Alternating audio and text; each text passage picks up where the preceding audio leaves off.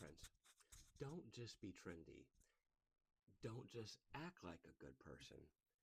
Actually change your life. See, that's going to be our message for day 47 from our Bible reading plan. I'm going to read this little excerpt in John chapter 3, where Jesus' cousin John begins his teaching ministry and begins to address the crowds. And it says, John said to the crowds coming out to be baptized by him, "You brood of vipers, who warned you to flee from the coming wrath? Produce fruit in keeping with repentance." See, when John,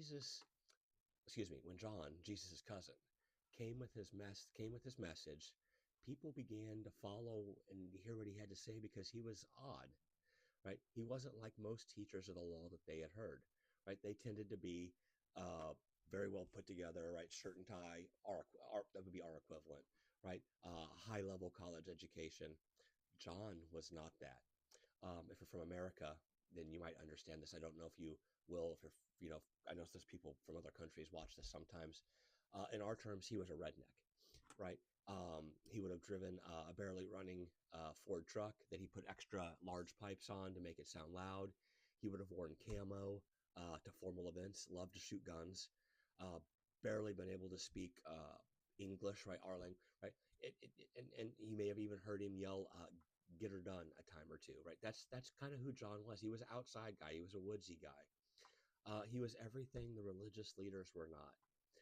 The irony is that John had taken what was called a Nazirite vow, which means that he, in terms of the law, he actually was holy, to where the people that would eventually accuse him and come at him were only acting like. That's why he said, actually produce fruit in keeping with repentance, right? Don't just act like, that you're good. Actually become. And so John's message was simply, don't act holy. Actually allow God to change your life. He would go on to say that the Messiah was coming and that he would have the power to empower them to get them out of all the sins and the places where they had found themselves captive and in bondage, right?